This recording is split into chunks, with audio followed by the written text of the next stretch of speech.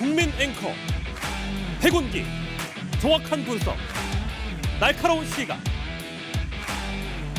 백운기가 하면 다르다. 여러분 안녕하십니까, 백운기입니다. 현충일 휴일 잘 보내셨습니까? 월요일 같은 수요일입니다. 이제 사흘만 일하면 또 주말인데 샌드위치 휴일 이런 것이 매력 아닙니까? 송영길 전 민주당 대표가 오늘 아침에 또 검찰에 자진 출석했는데요. 검찰이 부르지도 않는데 두 번씩이나 간 이유가 뭘까요?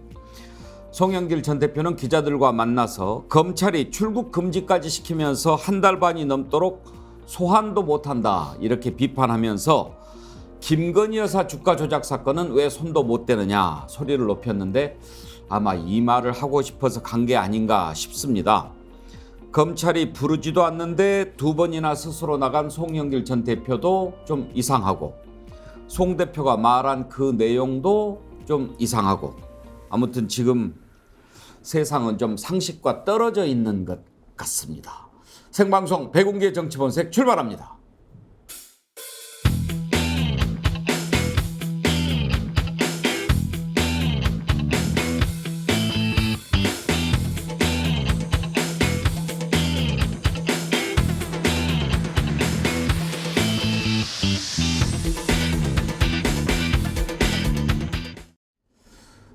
월요일 같은 수요일 함께할 네 분 패널 소개하겠습니다. 김두수 시대정신연구소 대표, 김철근 전 국민의힘 당대표 정무실장, 김주정 전 민주당 의원, 신인규 변호사 나오셨습니다. 어서 오십시오. 네, 안녕하세요. 반갑습니다. 진짜 오늘 월요일 같잖아요. 맞습니다. 네, 예, 어제 쉬어갖고 예. 예, 어제 잘 쉬셨습니까? 네. 너무 푹 쉬어갖고요. 푹 쉰 때가 납니다. 저는 밀린 집안일을 좀 했습니다. 예. 신인규 변호사는 뭐 하셨어요? 저도 뭐 어제는 모처럼 만에 휴일이어가지고요. 예. 푹 쉬었습니다. 컨디션이 아주 기운이 좋습니다. 좀 있으시네? 제가 알러지가 있어가지고 네, 그래요. 환절기마다 고생을 좀 합니다. 휴일날 대체로 뭐 하는지 궁금한데 우리 김두수 소장은 왠지 좀 고상하게 휴일을 보내실 스타일 같아요. 어제는 춘천 청평사라고 예. 거기 저는 영화도 찍고 그랬던 데 아닙니까? 말은 많이 들었고 옛날에 대학생 시절에 데이트 고스란히 이야기 들었는데 예. 어쩌다 보니까 저 처음 갔습니다. 예. 가족들하고 같이 여행을 했는데 뭐 저희 가족 중에 이제 제 딸이 좀 외국에 이제 나갈 일이 있어가지고 그 기념으로 해서 이제 이틀 뒤에 나가는데요. 그래서 어제 그냥 가족 여행을 했습니다. 잘하셨습니다. 좋던가요, 청평사? 아주 좋던데요. 참 길도 뭐 산책 코스로도 좋고 물론 이제 이게 73년인가 하고 2008년에 이렇게 좀 중창한 행태인데 아직 그 옛날 모습은 뭐 완전히 옛날 모습은 아니지만 그래도 워낙 산수가 수려하고 역사적 의미가 있는 절이라서 굉장히 좋더라고요. 호수가 가까이 있는 절 아닙니까? 예, 그렇습니다. 배 타고 예. 소양강 배를 타고 들어가는 행식이니까 그 뭐 봄, 여름, 가을인가 뭐 그 영화의 배경이 아니었던가요? 그 배경은 옛날 그 청도 쪽, 그 경북 청도 쪽 거기 그렇습니까? 예, 청평사. 예. 저도 언제 한번 기회가 되면 가보겠습니다. 여러분의 댓글 참여 기다립니다. 유튜브 실시간 댓글 참여해 주시면 소개해드리고 두 분 선정해서 자연주의 화장품 글램모에서 드리는 선크림 아이크림 세트 보내드립니다. 선정이 되시면 우리 스픽스 이메일로 닉네임, 성함, 주소, 전화번호 남겨주시기 바랍니다. 그리고 주변에 우리 스픽스의 백운기의 정치본색 널리 알려주시고 구독, 권유해 주십시오. 정어리 때 100만 운동 펼치고 있는 것 잘 아시죠? 100만 정어리 만들어지면 모아지면 우리가 진실과 상식이 통하는 세상 더 빨리 다가갈 수 있습니다. 오늘 먼저 송영길 대표가 오늘 아침에 검찰에 자진 출석했는데 그 내용부터 한번 살펴보도록 하겠습니다. 지난번에도 부르지도 않았는데 갔다가 돌아가세요 해서 돌아왔는데 오늘도 나갔습니다. 예고도 하고 나갔는데 검찰이 또 계획 없다 이렇게 했습니다. 왜 나갔을까요? 오지도 부르지도 않았는데요. 그 내용도 한번 짚어보죠. 송영길 전 대표 오늘 검찰 서울중앙지검에 나가서 기자들에게 했던 얘기를 먼저 한번 들어보겠습니다. 도이치모터스 이철수 권오수 대표 등 주가 조작 관련 1심 재판 과정에서 검사들이 김건희 여사와 증권회사 직원 간의 통정 매매에 참여해 8만 주 매매 주문 전화 등 수많은 전화 통화 녹취록, 최은순과 증권회사 직원 간의 녹취록, 권오수 회장이 최은순, 김건희 모녀에게 수시로 내부 정보를 제공한 정황을 확보한 것으로 알려졌습니다.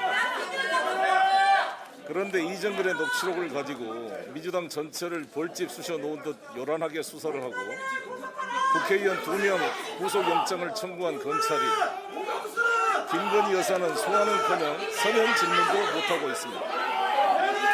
고양이 앞에 쥐 같은 모양새입니다.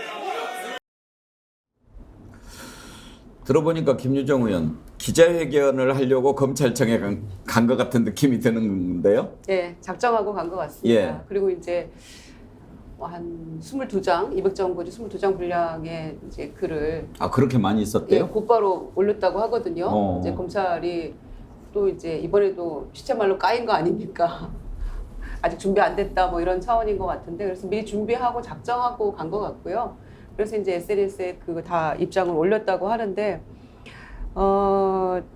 송영길 전 대표 입장에서는 답답하기도 할 것 같습니다. 왜냐하면은 우리 날짜는 4월 24일 날인가 이제 귀국을 했는데 예. 한 달 반이 됐거든요. 그때 당시에는 검찰도 막 빨리 귀국해서 수사에 협조해라 이런 취지였거든요. 그런데 한 달 반을 이렇게 지금 아무것도 못하고 있는 그런 상황이 됐기 때문에 송 대표도 지금 검찰 뭐 장난하냐 지금 이런 마음이 들 거라고 저는 생각이 들어요. 그래서 가서 그냥 어차피 검찰이 두 번째 간다고 해서 또 그럼 어서 오세요 수사합시다 이렇게 할 거 아니라는 거 뻔히 알기 때문에 가서 본인 입장 얘기하고 할 말 다 속 시원하게 했잖아요. 뭐 그 정도 얘기 저는 할 수 있다고 생각합니다. 다만 검찰이 이 문제를 계속 질질 끌면서 이제 무슨 경쟁 캠프 얘기까지 나오고 있지 않습니까? 그럼 뭐 민주당을 전체를 다 털겠다는 건지 제대로 준비는 된 것인지 이게 그런 생각이 들어서 뭐 총선까지 지금 얼마 한 9개월, 10개월 남았는데 그때까지 지금 이걸 끌고 가겠다는 그런 그 생각으로밖에 보이지 않기 때문에 저는 뭐 오늘 송 대표 얘기 가서 잘했다고 생각합니다. 예. 그 돈봉투 사건과 뭐 잘잘못을 떠나서요. 예. 속은 이야기하다가 시원했어요. 약간 열받으시는 것 같습니다. 아니 열이 받네요. 아니 왜냐면은 170석 민주당 이런 얘기 하는데 지금 뭐 경쟁 캠프 하면은 그러면은 홍영표, 우원식 캠프 3명이 대표 주자였는데 그럼 뭐 다 의원들 170명 다 털겠다는 건지 뭐 민주당을 아예 뭐 초토화시키려고 작정을 하겠다는 건지 그게 국정 아젠다인지 제가 묻고 싶은 거예요. 민주당 의원 170명 다 털 수 있죠. 김철근 실장 옛날에 그런 적 있었죠? 예, 한보 수사 할 수서 때요. 비리 때. 맞습니다. 그때 그 검찰이 그 수표를 추적을 했는데요. 예. 290명 정도의 의원들이 배설을 한 게 나왔어요. 오호. 그래서 290명을 다 구속시킬 수가 없잖아요. 예.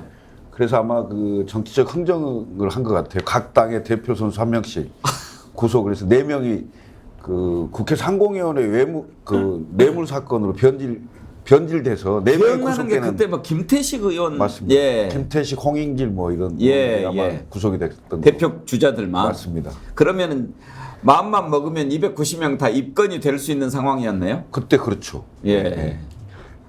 이번에도 그러면 그렇게 하려고 하는 것 같습니까? 민주당을? 그게 되겠습니까?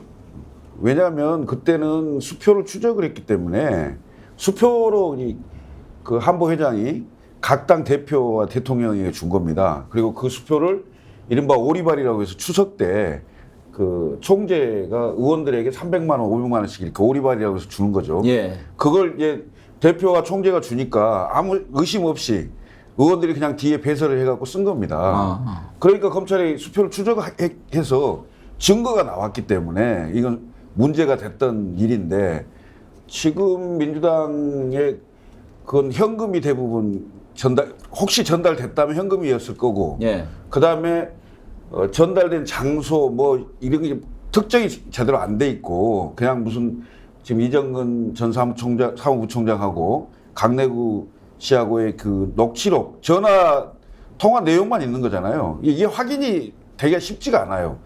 과거에 그 박이태 예. 전 대표가 돈봉투 사건이 있었잖아요. 그때 고승덕 의원이 나 300만 원 받았습니다. 네. 이렇게 했는데 그때도 박이태 전 대표의 계좌에서 1억 9천만 원 정도가 인출이 된 건 확인이 됐는데 누가 받았다는 사람이 아무도 없어요. 예. 그래서 확인된 건 고승덕은 300만 원밖에 확인이 안 됐습니다. 그래서 이건 수사에 굉장히 난점이 있을 수 있고요. 그 다음에 이제 경쟁 캠프 얘기까지 한다는 것은 완전히 겁죽이죠. 겁죽이 아니겠습니까? 송영길 대표 캠프만 했겠느냐 이런 의심으로부터 출발을 해서 각 캠프 뭐 들여다보겠다는 취지인데 이건 민주당 전체를 터는 건데 총선 앞두고 민주당 전체를 이런 식으로 털어서 이게 과연 여당의 득일지 야당 탄압 프레임으로 바뀌어서 야당한테 득일지는 모르겠어요. 제가 보기엔.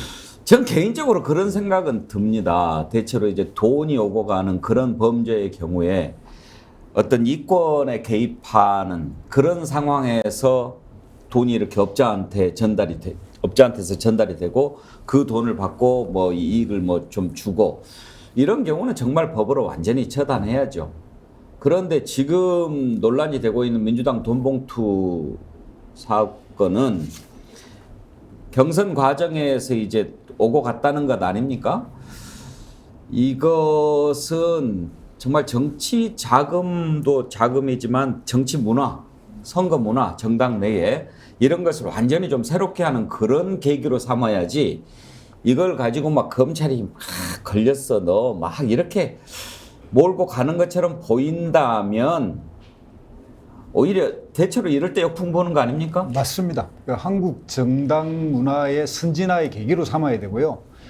엄밀하게 이 부분은 정치를 하는 그러니까 국회의원이나 이런 분들이 조금만 손을 보면 이런 문제는 없는 문제입니다. 그러니까 근본적으로 전당대회에 참여하는 대의원의 사비, 음식, 일체 뭐 체류 비용 이것을 정당이 지원하지 않기 때문에 생긴 일이에요. 그러니까 한 300만 원이 뭐냐면 그 대의원들 버스 대절하고 오면서 식사하고 와서 좀 머물다가 돌아가는 비용이거든요. 그러니까 하물며 어떤 일이 벌어지냐면 제주도에서 전당대회 대의원이 오시는 50명의 비행기 값을 당이 지원할 수 없게 되어 있습니다. 그동안 어떻게 했냐면 약간 당의 지출 형식으로 좀 뭐 우회 지원하는 방식으로 제주도는 특별하게 했는데 그것조차도 정당법에 엄밀하게 말하면 또 불법이거든요. 이제 그럼에도 불구하고 했는데 이 당원 전체가 아니라 그러니까 이걸 뭐 돈을 줘서 표를 싼 게 아니라 그 비용, 그러니까 버스를 대절하는 비용이 그래서 정당의 주인인 대의원들이 전당대회에 참여할 때 그 비용 정도는 당연히 당비로 처리하게끔 정당법과 이게 바꿔줘야 될 문제이고요. 이게 잘했다는 건 아니지만 그런 정도의 그 정당 선거 문화의 일부분을 조금만 수정하면 되는 문제 정도입니다. 그런데 이게 이제 막상 이렇게 돼버리니까 이제 돈으로 표를 매수한 것처럼 되니까 굉장히 나쁜 범죄처럼 보이지만 이제 그런 측면에서 처음에 이 사건이 터졌을 때 일부 정치인들이 약간 뭐 대의원대회 이런 이야기를 한 이유가 바로 그런 거거든요. 그래서 이번 기회에 그런 것들을 좀 바로잡는 계기로 삼아야지 검사 조직에서 이걸 너무 정치적으로 이용하면 또 역풍이 불 수도 있다 이렇게 생각이 듭니다. 그러니까 우리가 이혈령, 비혈령이라고 하지 않습니까? 코에 걸면 코걸이, 귀에 걸면 귀걸이인데 검찰의 자의적 수사 이런 얘기가 계속 나옵니다. 정말로 엄단해야 될 그런 범죄들이 있지 않습니까? 그런데 검찰이 자의적으로 이것은 이렇게 하면 정권에 유리할 거야 이런 식으로 만약에 하는 것을 국민들이 느낀다면 그건 결코 검찰에도 도움이 안 되지요. 최근에 일어난 그 개인정보보호법 위반 혐의로 MBC 임 기자 압수수색한 것도 과연 MBC가 아니었어도 그랬을까? 바이든 날리면을 보도했던 임 기자가 아니었어도 그랬을까? 한동훈 장관이 관련된 것이 아니었어도 그랬을까? 그런 말이 나오지 않습니까? 그러니까 어느 정도 다 검찰의 상식적인 잣대를 보여줘야 국민들이 그 수사 결과에 동의하는 거지. 근데 신은기 변호사, 그나저나 왜 지금 송영길 전 대표는 출국 금지까지 시켜놓고 안 부르는 거예요? 예, 뭐 아무래도 이제 검찰이 소환 시점을 조율해서 이제 소환 통보가 가면 이제 그때 조사가 이루어지는 건데요. 저는 이게 참 대한민국의 그 반정치주의의 저는 끝을 보여주고 있다라고 봅니다. 제가 생각하는 반정치주의라는 것은 이제 검찰 정치인데요. 검찰 정치가 두 가지가 있습니다.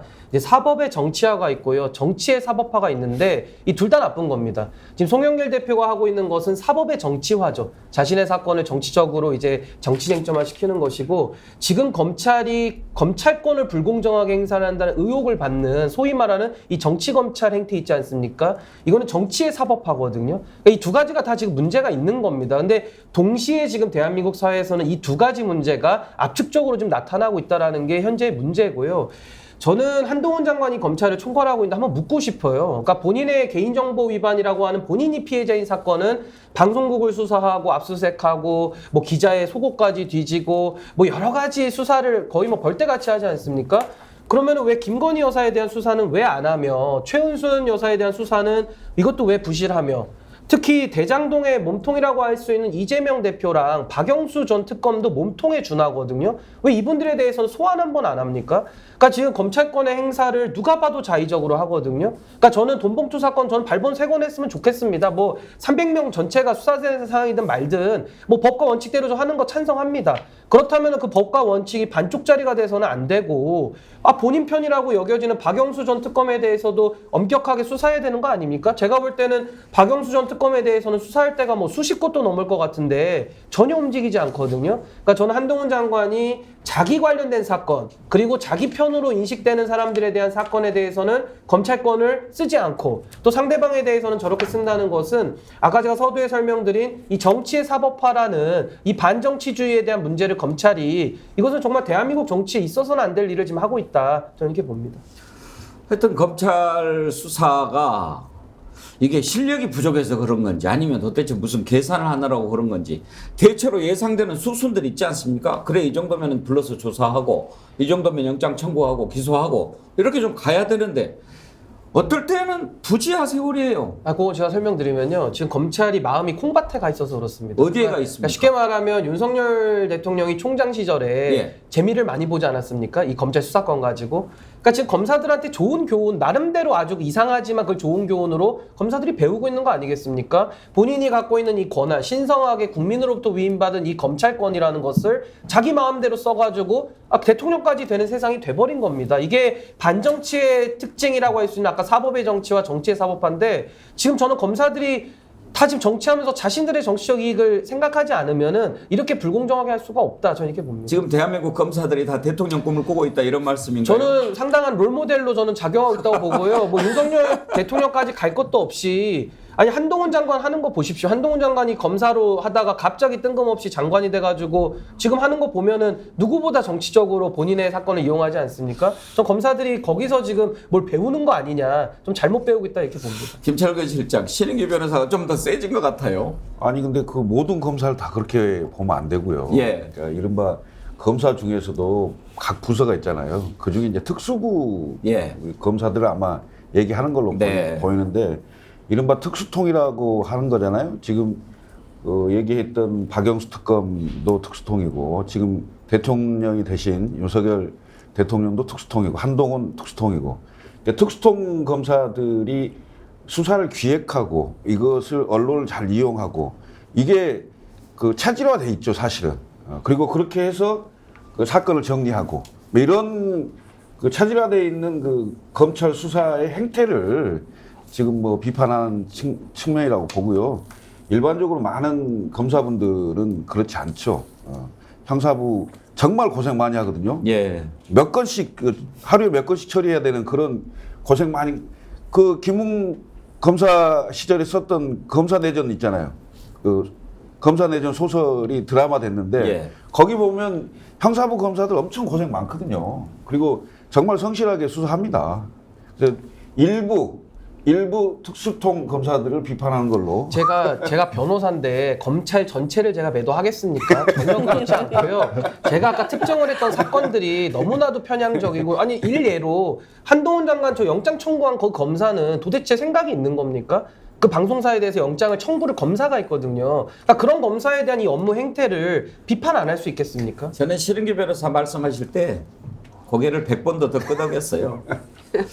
하여튼 검찰의 수사 잣대가 근데요, 검찰뿐만 아니라 어떤 기관이든지 어떤 자리든지 국민들 눈높이에 국민이 생각하는 상식에 어긋난다고 하면 결코 말로가 좋지 않습니다. 좋을 수가 없습니다.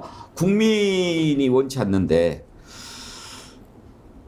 지금 또 이것도 좀 고개를 갸우뚱하게 만드는 기사인데요.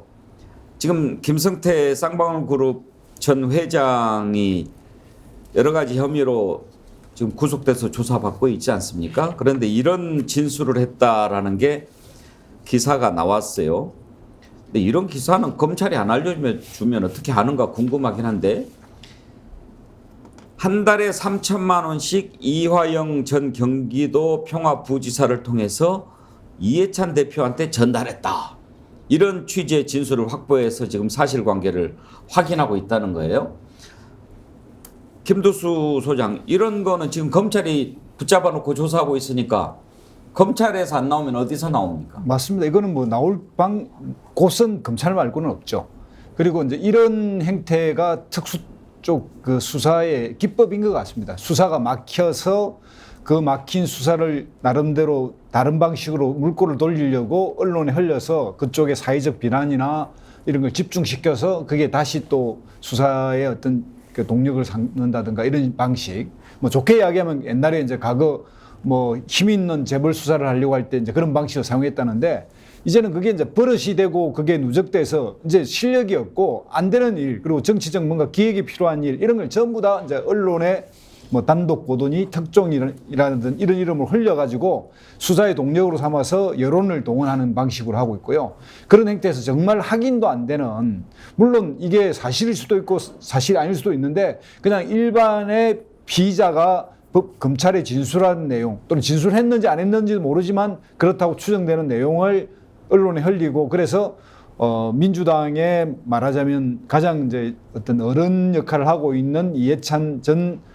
대표까지 이렇게 해서 민주당이 부도덕한 집단으로 몰아가려고 하는 그런 전체적 그림 속에서 끊임없이 이런 것을 생산해내고 있는 것 같고요. 이래서 재판에서는 안 나온 이야기가 이렇게 나오니까 또 두고 볼 일이지만 이런 식으로 특수통이 뭔가 자기들이 알려야 될 일들을 언론 플레이를 통해서 이렇게 한다는 거는 이제는 뭐 국민들도 이제 이런 진실을 알게 되지 않을까 이렇게 생각이 듭니다. 근데요, 김유정 의원, 지금 보면 이게 검찰이 적폐청산도 아니고 모든 그 수사하고 있는 것들을 살펴보면은요, 송영길, 이해찬, 이재명, 그리고 이제 또 문재인 전 대통령, 박지원 전 국정원장, 서훈, 서욱 계속 그 전 정부 그 당의 주요 당직을 맡았던 사람들 쪽을 빙빙 돌아요.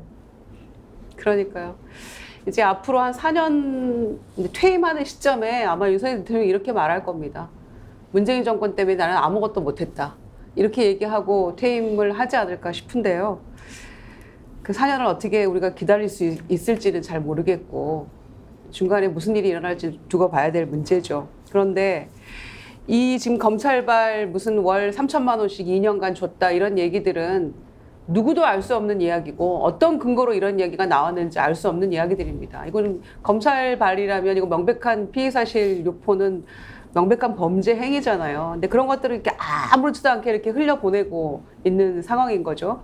저희가 사실 이재명 대표 처음 얘기할 때 두 가지가 제일 큰 건이었습니다. 아주 무슨 큰일이라도 난 것처럼 1년 넘게 떠들어댔던 두 가지가 있잖아요. 대장동 428억 저수지에 묻어두고 쓰려고 했다.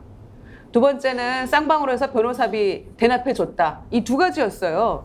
이거 가지고 미주알, 고주알 계속해서 떠들어댔는데 이거 다 어디 갔습니까 지금? 428억 어떻게 됐죠? 변호사비 대납건 어떻게 됐죠? 지금 온데간데 없이 사라졌어요. 이슈에서. 그러고 났더니 또 이제 3천만 원 매달 줬다. 이런 얘기 나오고 있는 거 아닙니까? 그러니까 검찰이 이런 식으로 사건을 풀어나가기 때문에 송영길 대표는 처음에 돈봉투 사건 터졌을 때 이거는 무슨 야당 탄 이렇게 얘기하지 않았죠. 그런데 민주당을 다 샅샅이 털 생각으로 검찰이 이렇게 한다면 이건 야당 탄압으로 규정할 수밖에 없는 상황으로 가는 거예요. 그래서 김건희 특검법 한다고 하니까 그제서야 조금 압수수색 하는 신용만 했잖아요. 그거 얘기 안 할 수 있습니까? 그리고 김연아 의원 검찰이 송치됐잖아요. 그런데 사무실 한번 털었다는 얘기 나왔습니까? 압수수색 했다는 얘기 나왔어요? 검찰이 이런 식으로 편파적으로 정치적으로 하고 있기 때문에 검찰에 대해서 우리는 성토할 수밖에 없는 것이고, 어떤 하나의 사건을 보면 이거는 정치적 의도가 다분하고 다분히 편향적으로 가고 있구나라고 규정할 수밖에 없는 거죠. 인사청문회 때 나온 한동훈 장관의 개인정보 가지고 지금 이 난리를 치고 있는 거 아닙니까? 최강 의원까지 압수수색 할 일입니까 이게? 언론과 의원들이, 청문위원들이 그 청문 대상자에 대해서 검증하는 거는 당연한 책무였어요.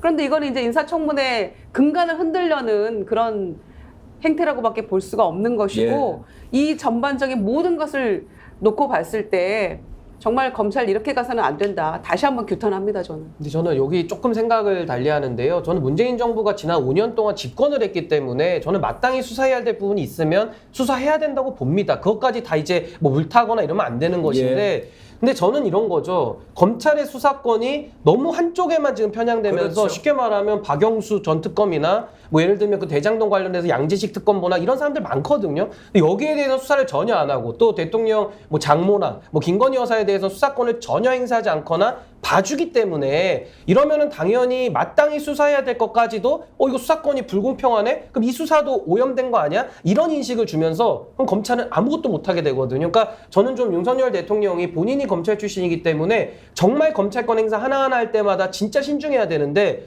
정말 막 하는 겁니다. 그러면서 한동훈 장관 개인 거에 대해서는 저렇게 열을 놀리니까 이런 비판은 좀 마땅하다 이렇게 봅니다. 그렇죠. 이것도 수사를 해야 공정하다는 얘기를 듣지 않겠습니까?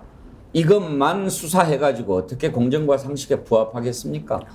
공정상식 얘기는 하지 말든지, 공정상식을 기치로 내걸고 정부를 만들었으면은 공정상식 걸맞게 좀 해야 되지 않겠습니까? 근데 검찰 수사를 통해서 예를 들면 국정 운영의 동력을 삼는다든지 뭐 지지율을 올린다든지 이런 생각을 하는지 모르겠는데, 검찰 수사는 공격이 아니고 그야말로 방어적 수단이거든요. 대체로 야당을 공격하는 걸로 생각하지만 여당은 야당이 이렇게 부패한 집단이라고 반사이익을 얻을 수 있는 것일 뿐 공격 득점을 하는 게 아니에요. 득점을 하려면 경제를 좋게 하고 민생을 편안하게 하고 외교를 잘하고 한반도 평화를 안정시키고 이런 걸 해야 공격을 해서 그 득점을 하는 거예요. 득점할 생각을 않고 지금 방어만 하고 있는 거죠. 근데 대체로 우리는 검찰 수사를 하면 야당을 공격하는 거기 때문에 공격으로 생각하는데 절대 공격이 아니고 방어 수단에 불과하다. 이걸로 지지율을 올려서 뭐 내년에 어떻게 해보겠다. 꿈 깨라. 이 말씀을 꼭 하고 싶습니다. 지당하신 말씀입니다. 어제 술 좋은 걸로 드셨나요? 예, 많은 분들이 글 보내주셨는데요. 캠핑카님, 김유정님, 그게 바로 논두렁식의 2탄입니다. 홍기성님, 검사들 모든 사건을 조작해서 본인들도 무엇이 진실인지도 모르는 것 아닌가요? 진선화님, 특수부 실력이 유치원 실력입니다. 이지훈님, 없는 죄도 만들고 압수수색해서 사람 죽이는 검사는 꼭 되돌려 받기를 바랍니다. 임금님 기회 캔디님, 선택적 수사, 선택적 소통, 선택적 기소, 선택적 비행기, 선택적 압수수색, 이 정부는 초이스 정부네요. 네, 아주 날카로운 지적해 주셨는데요. 또 한 분 소개해 드릴까요? 이선정님, 제 이름이 선정인데 선정된 적이 한 번도 없어요. 정어리 때 화이팅. 선정되셨네요. 이름을 정어리라고 하신 분도 계시고요. 김수종님, 어디가 아프다는 말씀은 그만하시고 어떻게 해야 나아질 수 있는지 알려주세요.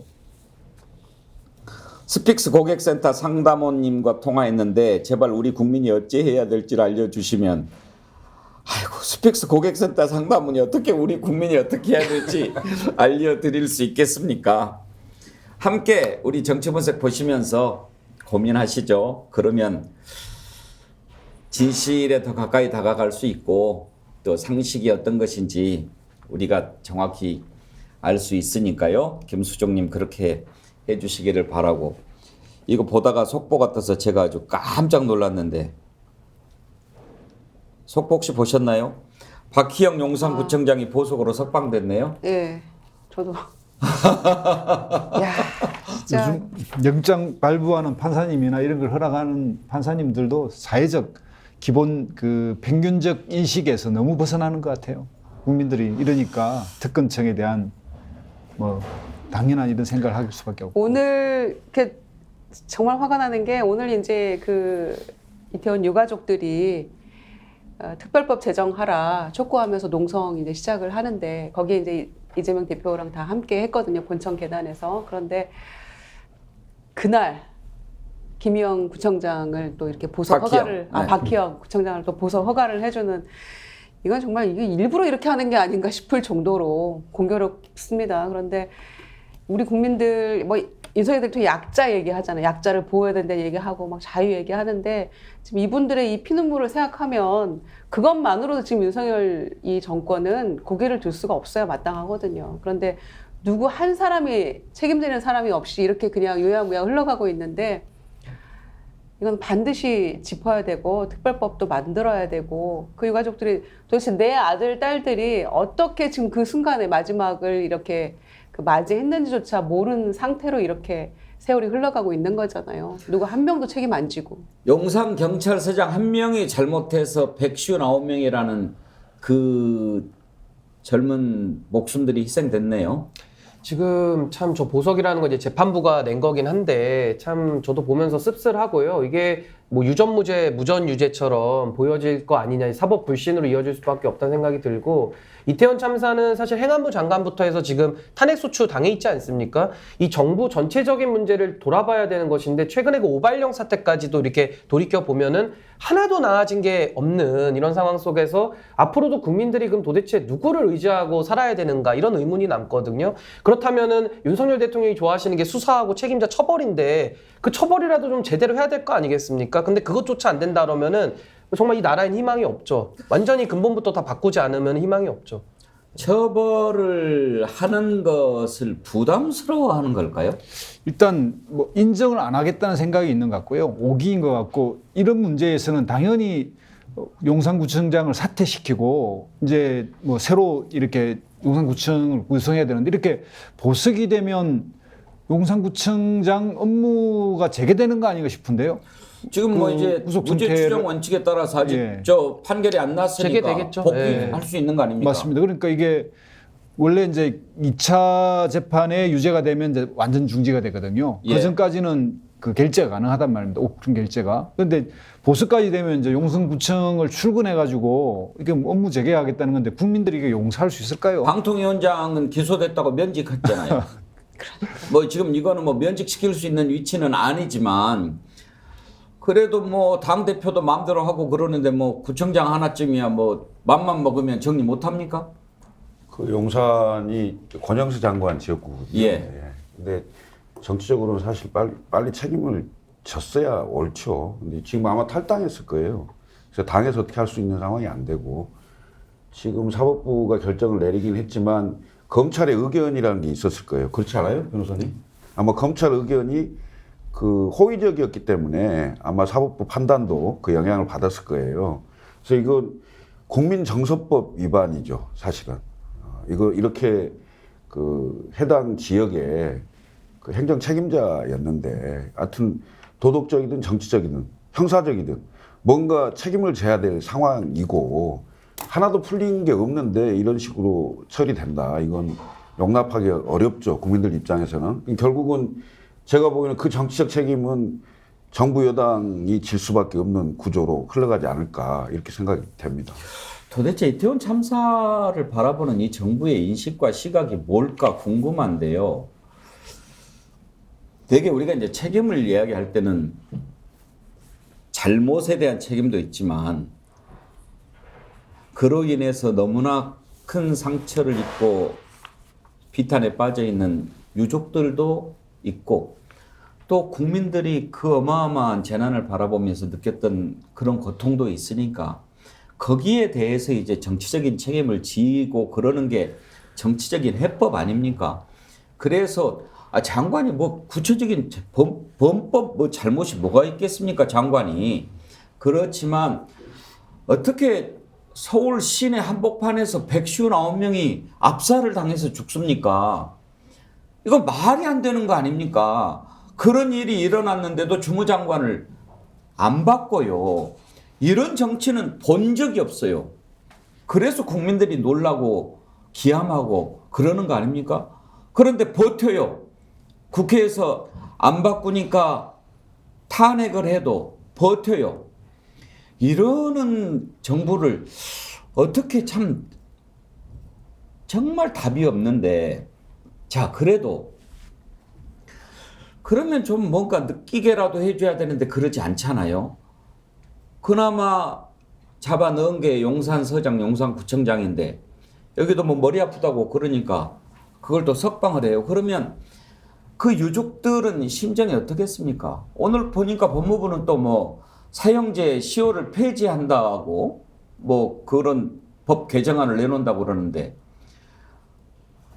왜 그런 법을 내놓습니까? 국민들이 생각하기에 저런 흉악범은 정말 사형을 시켜야지 이런 그런 마음들이 있기 때문에 뭐 지금은 뭐 사형제 딱 사형 선고를 받아도 몇 년이죠? 뭐 25년인가 30년 지나면은 집행을 또 못 하잖아요. 그것을 이제 없애가지고 더 강하게 하겠다라고 하는 건데 그런 것은 그렇게 대응하면서 아니 교도소 들어갔고 머리 안 아픈 사람 누가 있어요? 아니 저는 교도소 안 들어가도 지금 머리가 아픕니다. 정말 머리가 찌근찌근 아프기도 한데 저는 정말로 정부가 이 신상필벌이라는 것을 무너뜨리면요. 당장은 편할 수가 있어요. 근데 이게 장기적으로는 신뢰를 다 잃는 거거든요. 이게 좀 비약적일 수도 있습니다만은 제가 한 20대 중후반의 친구들을 만나면 어떤 얘기를 하냐면요. 본인들이 고등학교 때 그 세월호 참사를 겪었답니다. 이제 본인들 또래들이 안타깝게 생명을 잃었으니까요. 근데 그러고 나서 코로나 때 그렇게 고생하면서 대학 생활도 어떻게 보면 참 격리돼서 지낼 수밖에 없었는데 그렇게 풀려가지고 저렇게 좀 재밌게 놀 수 있는 축제의 자리에서 저렇게 사람들이 많이 한 번에 죽었거든요. 그렇다고 한다면은 저런 상황에서 누군가는 피해자가 있으면 가해자가 있거나 가해는 아니더라도 누군가는 정무적으로나 법적으로 책임을 져야 이게 끝나는 것인데 지금 이렇게 되면 아무도 책임 안 지지 않습니까? 그냥 붕 뜨는 거거든요. 그러면은 피해를 보고 돌아가신 분들은 수두룩하고 그 유가족들이 지금 살아계시는데 아무도 책임지지 않는 정부. 그럼 이거 기성세대가 뭐 문제 있는 거 아닙니까?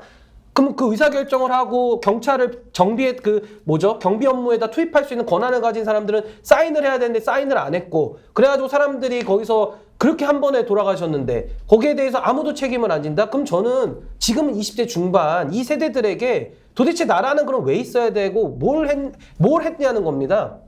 아니 그렇게 선거 때는 20대 30대 표 달라고 구걸했으면서 자기들이 권한을 가지면은 아무것도 안 하고 사람들은 피해만 주고 이거 좀 뭐 이상하지 않습니까? 그러니까 머리가 아픈 거예요 국민들이 지금. 박혜영 청장만 아픈 게 아니고. 좀 상식에 맞게끔 모든 일이 좀 일어났으면 좋겠습니다. 우리 정치 분석이 그렇게 외치는 게 상식 아닙니까? 제가 원래 외쳤던 게 아닙니다. 다른 사람이 외쳤는데 도대체 그게 사라져가지고 지금 찾고 있는 거지요. 또 한 가지 비상식적인 일 한번 짚어보겠습니다. 지금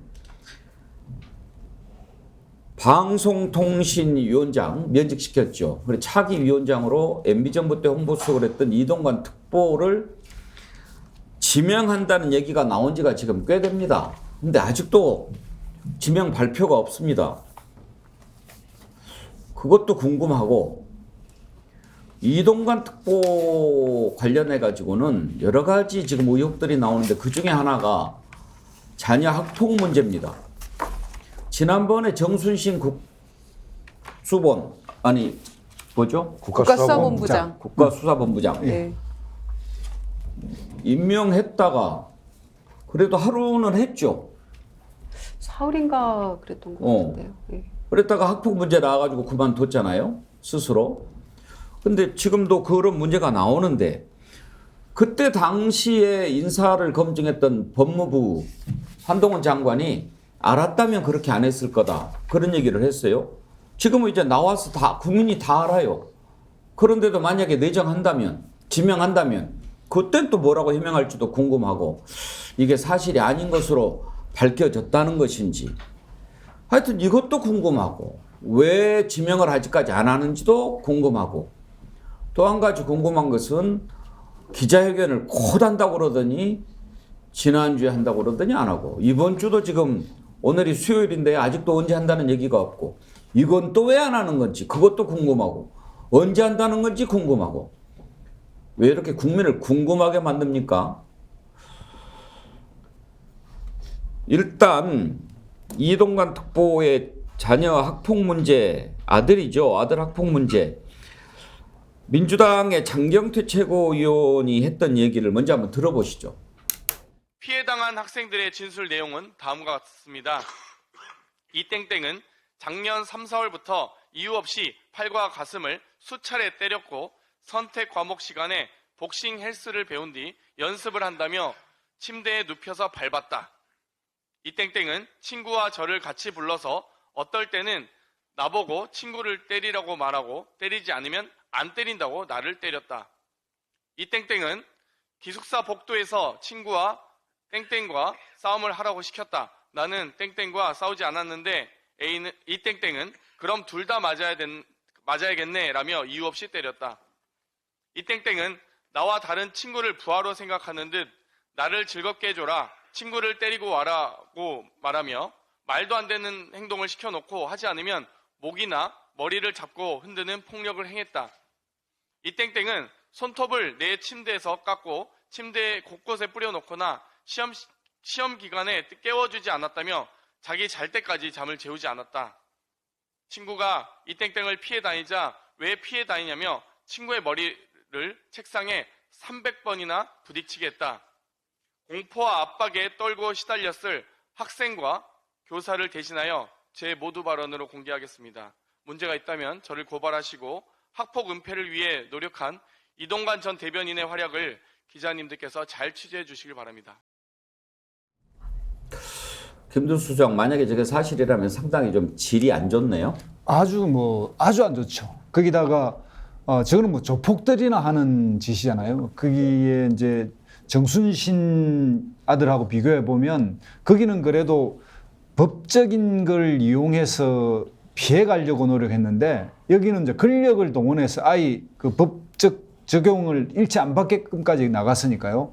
그러니까 저 아들이 한 짓은 뭐 정순신하고 뭐 그 비슷한 영역에 거의 뭐 권력이나 뭐 힘을 가지면 또는 자기가 좀 우월하다고 생각하면 상대를 짓밟아도 된다고 생각하는 뭐 그런 이게 이해할 수 없는 저는 폭력 행위를 했는데 여기에 이제 이동관 그때 당시에 청와대 홍보수석이었을 겁니다. 대변인 홍보수석 그 뒤에는 특보까지 했는데 그러한 권력의 힘을 이용하지 않았으면 전학을 아무런 그 학생 기록부에 남기지 않고 전학 갈 수 있는 것까지 했겠냐 이렇게 생각이 들고요. 뭐 마저 이야기를 한다면 대통령도 이런 사실을 다분히 알고 있을 것임에도 불구하고 이렇게까지 언론을 띄운 거는 언론에 어쨌든 애도불로 띄어서 또는 진짜 임명하고 싶은 사람 따로 있어서 정말 그 제품의 하자 불량품을 내놓고 그보다 조금 나은 걸 하나 더 내놓을 생각인지 이건 이해할 수 없는 뭐 사석 작전도 아니고요. 이해할 수 없는 이런 그 내정 사실이 보도되는 걸 보면 이 정권이 정말 막장으로 가고 있는 거 아닌가 이런 생각이 듭니다. 근데 김유정 의원 자식 문제를 어떻게 애비가 마음대로 할 수 있겠습니까? 이제 다만 저는 그 이동관 특보 멘탈이 참 대단하다고 생각하는 게 지금 뭐 공직자들 뭐 이렇게 장관급 찾으려고 그래도 청문회 무서워서 잘 안 한다고 고사하는 사람들이 많다는 거 아닙니까?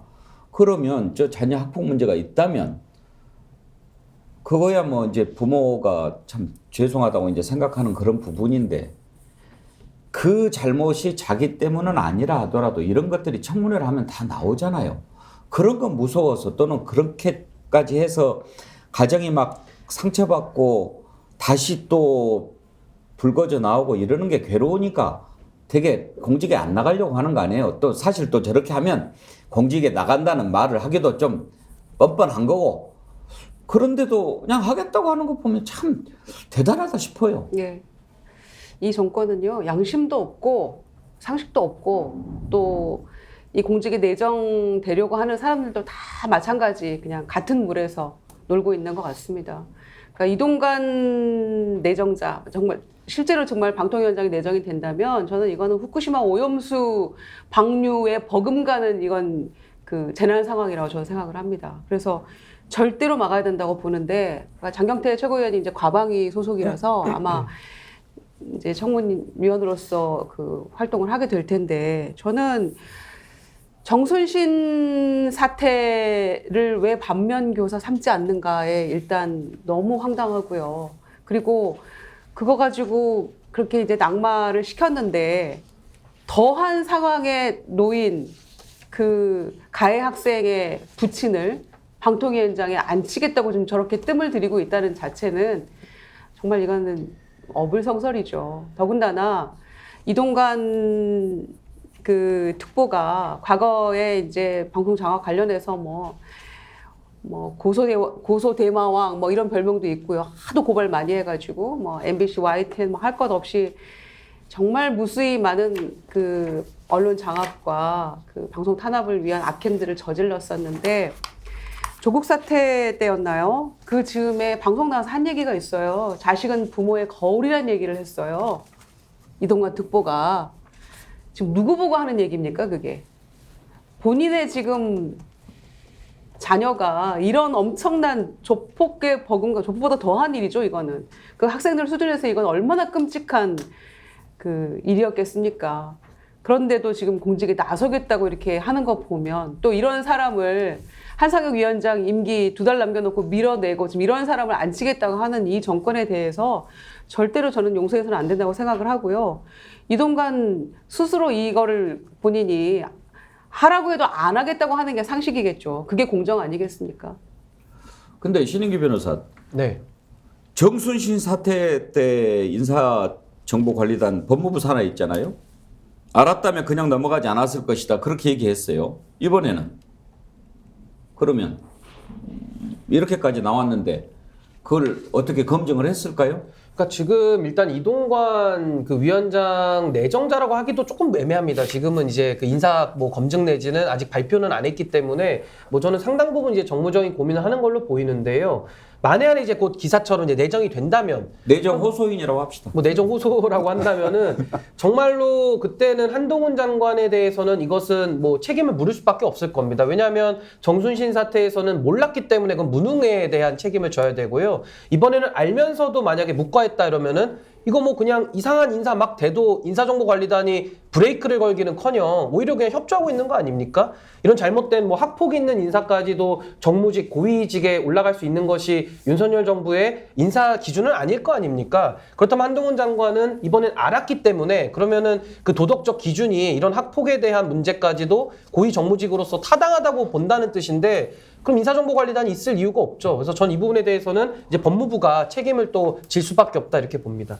근데 이거 그 언론 기사에 따르면 이동관 특보는 대통령실에 관련 논란 사실관계를 상세하게 소명했고 대통령실도 이 문제는 일단락됐다고 판단하고 있는 것으로 전해졌다. 이미 학폭 문제에 대해서 소상하게 얘기를 했다는 거 아니에요? 그리고 또 다른 얘기는 이동관 특보를 단수 후보로 검증을 마쳤고 이동관 특보도 인사청문회 사전 준비에 들어간 것으로 알려졌다. 그러니까 거의 내정 발표 시점에 와 있는 거죠. 원래 그제 발표한다고 기사가 나왔어요, 아침에. 그래서 그날 발표할 줄 알았는데 아직까지도 지금 발표를 안 해요. 아니 왜냐하면 2명이 될 가능성이 있기 때문에 그렇습니다. 한상혁 위원장이 지금 법원에 가처분 신청을 내놨잖아요. 예. 그 여부가 확정이 안 됐기 때문에 아마 사전에 발표하기가 쉽지 않을 거예요. 가처분이 만약에 인용돼 버리면 해버리면 복귀를 하기 때문에 네. 방통위원장이 2명이 생기는 꼴이 되죠. 뭐 이제 그 청문회 거쳐야 돼, 임명되니까.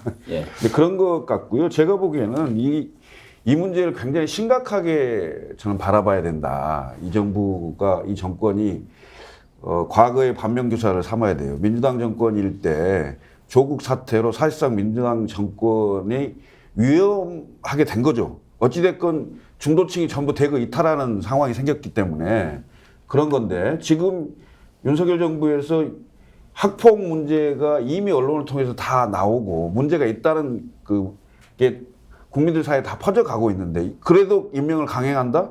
이런 상황은 제가 보기에는 민주당 정권일 때의 조국 사태와 버금가는 그런 위험 신호가 올 수 있다. 저는 그렇게 보입니다. 근데 이제 정수신 변호사 그 사건보다 훨씬 더 죄질이 불량하고 너무 심각한 문제잖아요. 지금 내용들을 장경태 최고가 얘기한 내용들 뭐 오마이뉴스 비롯해서 굉장히 자세하게 다 보도가 됐는데 그 내용들을 봤을 때 학폭위조차도 이게 안 열린다는 게 이게 말이 되는 겁니까? 그리고 이명박 정부의 실세가 아니었다면 이렇게 지나갔을까요? 그리고 지금 이게 이제 10년 전 일이기 때문에 다 성인이 됐고 그 피해자들은 지금 어디서 어떻게 지내고 있는지도 정말 안타깝고요. 그런데 명문대 진학했다는 거 아닙니까? 전학 가서. 그러니까 똑같은 지금 양상으로 흘러가고 있는데도 기준과 원칙은 동일하게 적용이 돼야 되죠. 그런데 이동관 특보는 예외입니까? 한동훈 장관이 뭐라고 할지 정말 궁금해요, 이제는. 이거는 이제 알았지만 소명했으니까 괜찮다 이렇게 지금 얘기할 건가요? 소명하고 그걸 받아들였다. 그 문제 안 된다라고 생각을 했다. 이런 얘기인데 차라리 강아지를 괴롭히면 더 화가 나고 이렇게 자녀들 문제에 대해서는 전혀 공감을 하지 못하고 그러는 건가요? 그러니까 한동훈 장관의 도덕 기준으로는 저런 정도의 학폭이 나온 문제까지도 고위직 정무직에 임명되는데 문제가 없다는 건지 그걸 국민한테 밝혀야 될 것 같고요. 만약에 이동관 지금 뭐 전 특보를 임명한다고 한다면은 그러면 정순신 또 본부장은 또 엄청 억울하지 않겠습니까? 그러니까 이게 막 기준이 다 꼬이는 거예요. 그러니까 저는 원칙을 세웠으면 그 원칙대로 가는 것이 맞고 저는요 이동관 전 수석은 이 학폭 논란 제외하더라도 전 자격이 없다고 봅니다. 아니 이미 MB 때 다 검증되신 분 실패했는데 뭘 또 갖다가 또 쓴다는 말입니까? 만약에 임명한다 그러면 이건 방송장악을 위해서 그냥 뭐 이동관 특보 손에 피를 묻혀주겠다 이거 얘기밖에 안 되거든요. 그래서 저는 뭐 인사 자체가 일단 문제가 있기 때문에 이 학폭 때문에 더더욱 안 되는 거죠. MB 때 얘기를 하셨는데요. 재밌는 게 지금 이제 방통위 사무처장을 최근에 임명했잖아요. 조성은 감사교육원장인데 감사원에서 쭉 있었고 방송통신 경험은 전무한데 이 조성은 사무처장이 MB 때 민정수석실의 공직기강 비서관실 행정관이었더라고요. 근데 그때에 이동관 특보가 홍보수석이었고 한동훈 장관이 민정수석실의 선임행정관이었고 이렇게 돼 있어요. 그러니까 다 그때 식구들인 거예요. 그러니까 방송통신 경험이 전혀 없는데도 우리가 얼른 생각해 보면 그렇죠. 야, 그때 내가 데리고 있어 봤는데 그 애가 내 말 잘 들어. 내가 거기 위원장 갈 거니까 걔를 갖다가 사무처장에 넣어놔. 이렇게 하지 않았을까?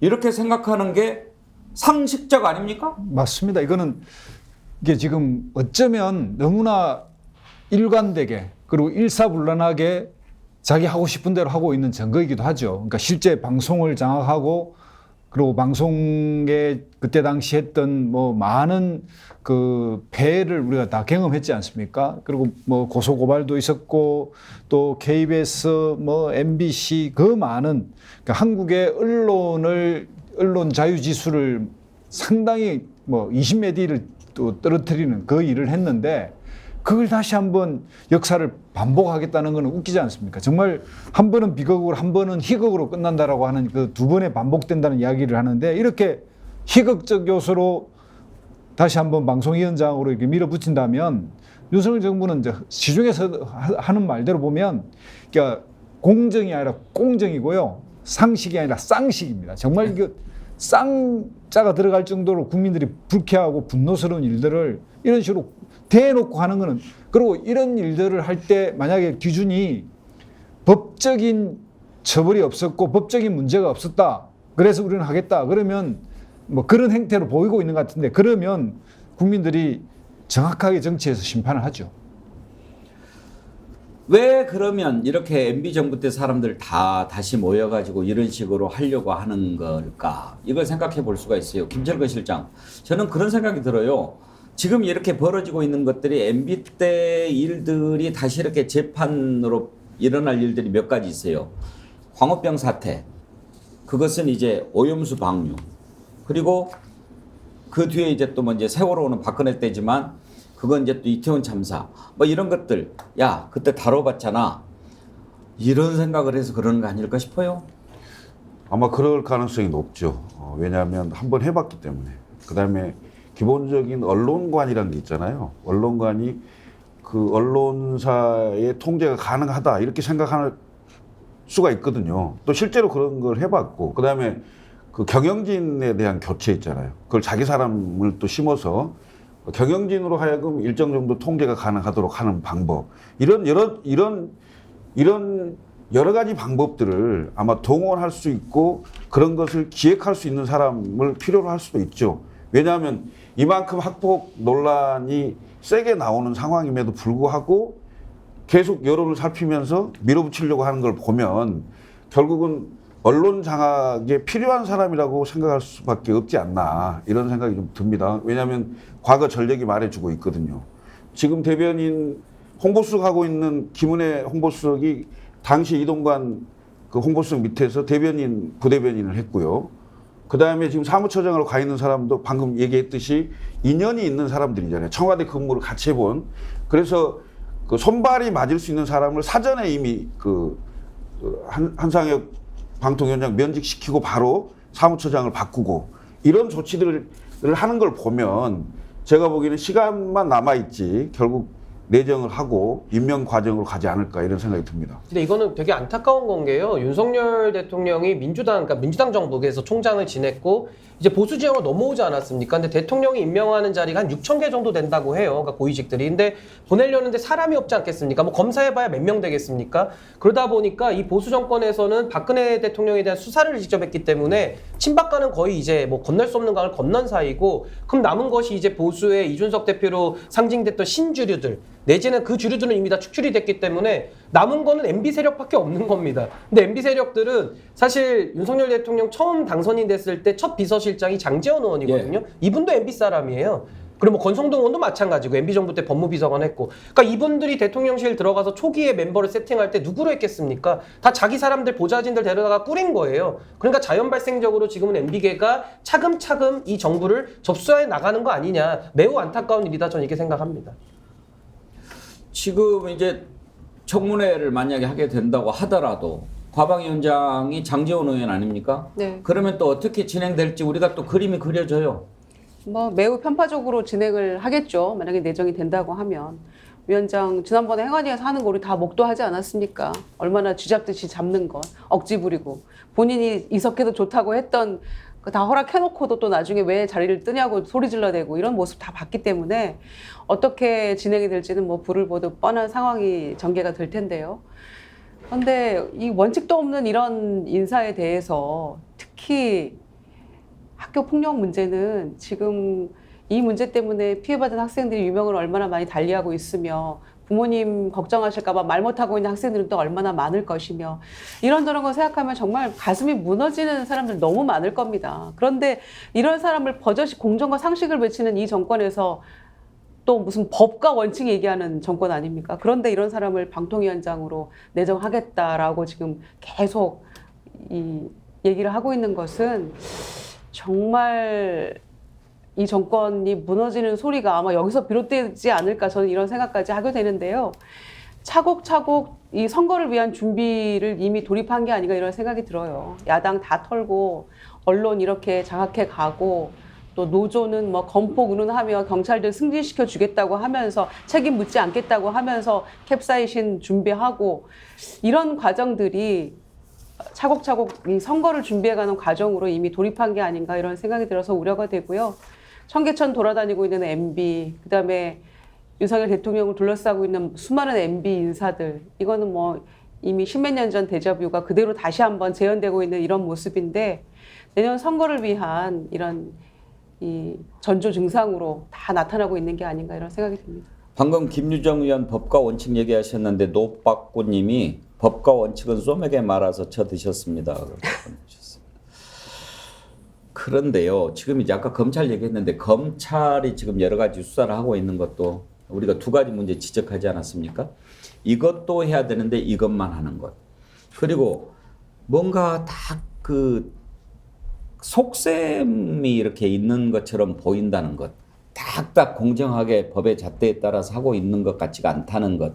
그걸 검찰 수사에서 우리가 짚어봤는데 지금요 이동관 특보가 방통위원장 간다고 하는데 그 전에 있었던 일들이 뭔가가 이동관의 그림자가 어른거리는 것들이 많이 있었어요. 김두 소장 보십시오. 방통위원장을 면직시키기 전까지 해왔던 일들이 쭉 있지 않습니까? 뭘로 저거를 정리를 할까? 하여튼 맨 처음에 그만뒀으면 했는데 그만 안 두니까 국무회의 나오지 마세요. 뭐 이래가지고 알아서 좀 그만두세요. 근데 이제 대체로 보면 잘못한 것이 좀 있는 사람들은 그럴 때 금방 그만두죠. 뭐 째드릴까요? 말 안 해도. 예를 들면 성관이 사무총장, 사무처장 그만둔 것도 본인들 자녀 채용 관련해서 좀 찔리는 게 있으니까 곧바로 깨갱한 거 아니겠어요? 근데 이제 한상혁 방통위원장은 뭐 나는 걸릴 거 없다 이래 생각한 모양이에요. 그러니까 이제 결국은 TV조선 재승인 관련해서 수사해서 기소하고 그냥 기소한 것만 가지고 정리를 해버리고 또 그 전에 언론 관련해서 또 여러 가지 문제들 나왔지 않습니까? 그런 것들 정리하고 또 이제는 KBS 수신료까지 해가지고 이제 KBS 잡으려고 하고 이렇게 딱 다져놓고 그러니까 꼭 그 도로 공사하는데 아스팔트 깔기 전에 페이로드로 딱 밀고 뭐 불도저로 정리하고 이런 다음에 짜잔 하고 등장하는 것 같은 이런 게 보이지 않습니까? 일련의 기획이 존재하는 느낌, 그리고 뭔가 프로그램 이 시간 순서가 세팅되어 있다는 느낌, 이런 게 있고, 뭐 느낌이 아니라 사실상 우리가 이제 목도하고 있죠. 그러니까 KBS 수신료를 통합 징수한 거는 그나마 이 KBS라고 하는 이 언론의 그 성격이나 이런 것들을 국민들이 비판을 굉장히 많이 하고 6월 그 옛날 이제 80년대의 어떤 그런 소산이었습니다. 이게 좀 더 공정하고 공정 방송을 하라는 그런 무언의 국민들의 이제 저항 운동을 그나마 좀 국민들이 이렇게 전기하고 이렇게 통합해서 징수를 하면 그래도 안정적인 수신료를 걷게 되니까 그렇게 했는데 지금에 와서는 이제 이런 KBS에 이런 게 일체 마음에 안 드니까 그야말로 이제 좀 말하자면 국정을 책임지지 않은 어떤 뭐 시민운동 단체 그런 주장을 하면 어느 정도 이해는 하겠습니다. 그러니까 국가의 KBS가 그 뭔가 이 정치 보도만 있습니까? 수많은 교양 프로그램 그리고 뭐 다큐멘터리하고 우리 사회의 또 재난 방송국의 역할, 물론 KBS 내부의 핵심이나 그들이 우리 사회 뭐 방송의 언론의 뭔가 기득권적 요소라든지 이런 건 있습니다만은 이런 식으로 수신료까지 막 압박하는, 그러니까 조금 그 간장종직만큼 속 좁은 밴댕이 속 같은 그런 식으로 이런 언론을 좀 더 개혁하고 좀 더 국민들의 어떤 주인에게 돌려줄 생각을 하는 게 아니라 정말 정권의 하수인으로 부려먹으려고 하는 뭔가 코투레를 뚫어서 이걸 우리가 통제해야겠다는 이 발상으로 나오는 이런 방식이라면 이 국민들이 가만히 있겠습니까? 근데요, 김철근 실장 이제요. 국민들이 다 알아요. 아, 너네들이 이런 식으로 지금 계산을 때리고 있구나. 옛날같이 이렇게 생각하면 안 돼요. 당연히요. 예. 지금 이른바 국민의 민도라는 게 있잖아요. 정권 교체를 10년마다 하다가 5년에 하는 경우 이게 국민들이 선택을 자유자재로 그리고 굉장히 정확하게 보고 있다는 거죠. 그래서 제가 보기에는 지금 윤석열 정부가 집권 초 1년 정도 됐잖아요. 보통의 정권은 역대급 지지율이 보통 나오는 거잖아요. 안 그렇습니까? 보통 허니문 기간이라고 하는 건데 그 1년 동안 20% 중반대에서 30% 중반대까지 오가는 이런 정도의 지지율밖에 안 보인다는 것은 결국은 이미 윤석열 정권의 어떤 바닥이 다 드러난 거죠. 제가 보기엔 국민들이 이미 다 그걸 알고 있는 거고요. 지금 인사 문제도 지금 방통위원회 문제, 위원장 문제도 제가 보기에는 장제원 의원이 마지막 행동대장 역할을 할 것이다 이런 생각이 들어요. 예. 왜냐하면 국회에서 청문회를 할 건데 여야의 논쟁을 불러일으키거나 아니면 논쟁이 안 되면 위원장이 회의를 아예 파행으로 할 수도 있어요. 뭔가의 뭔 건을 만들어서 그래서 청문회 자체가 안 열릴 가능성, 열리다가 거의 그만두는, 그래서 파행으로 끝나고 청문 보고서 채택이 안 되고 그러고 임명을 강행하고 이런 수순으로 갈 가능성이 있고요. 그다음에 방금 이제 KBS 수신료 얘기도 했습니다만 이건 국민적으로 상당히 많은 논의를 해야 됩니다. 그리고 KBS에 대한 그 이른바 그 비판을 하는 지점들도 다 모아서 대안이 혹시 뭐냐, KBS 그러면 어떤 방향으로 가야 되냐, 이런 부분에 대한 국민적인 논의 과정도 없이 청와대에서 공고해서 각 부처에서 곧 시행할 것처럼 이렇게 가는 것은 너무 이해가 안 되는 거죠. 이른바 공영방송, 국영방송 KBS의 방향이, 혁신, 개혁 방향이 어떻게 가야 되느냐, 이거가 어느 정도 정리가 돼야 돼요. 국민적 공감대가 형성돼야 된다고 저는 보거든요. 이런 거 없이 바로 뭔가 KBS가 약점으로 잡힐 수 있는 수신료 이걸 가지고 뭔가 KBS를 좌지우지하려고 한다. 이건 안 통할 겁니다. KBS 수신료 문제는 역대 정부에서 다 이렇게 이용을 했어요. 올려줄게 어떻게 해줘, 뭐 올려줄 테니까 뭐 해줄래, 뭐 이런 식으로 한 측면이 있지요. 이번에도 그걸 벗어나지 못하는데, 수신료 문제는 언제 기회가 되면 또 한번 다룰 기회가 시간이 있겠습니다만, 공영방송이죠, 국영방송이 아니고. 근데 제대로 된 공영방송 만들려면 공영방송 모델이 있지 않습니까? 영국 BBC, 일본 NHK 어떤 식으로 하고 있는지 딱 들여다보고 그 기준에 맞춰서 이렇게 하니까 공영방송 되더라. 공영방송이라는 게 뭡니까? 국민이 내는 수신료로 운영되는 방송 아닙니까? 그래서 권력으로부터, 자본으로부터 자유롭게 국민을 위한 방송이 되라는 것 아닙니까? 맨날 국민의 방송 하는데 정말 국민의 방송답게 하고 있는지 한번 국민들이 판단하게 하고, 그리고 저는 그렇게 생각해요. 광고도 아예 못하게 하고 수신료 올려줘서 수신료만 딱 갖고 한번 방송해봐. 시청률 같은 거 신경 쓰지 말고, 그리고 쓸데없는 거 하지 말고, 그냥 말만 국민의 방송이라고 그러고 공영방송이라고 그러면서 다른데 방송하는 거 다 똑같이 따라서 하고 말이죠. 그러니까. 뭐 이상한 드라마도 계속 뭐 따라서 하고 예능 프로도 하고, 그러려면 뭐하러 공영방송 타이틀을 달아요? 그냥 광고만 하고 수신료 안 받고 그냥 해버리면 되지. 다 똑같은 것 같아요. 그러니까 이 상식을 그쪽에서도 회복을 해야 돼요. 아무튼 이건 나중에 기회가 되면 한번 또 다뤄보기로 하고,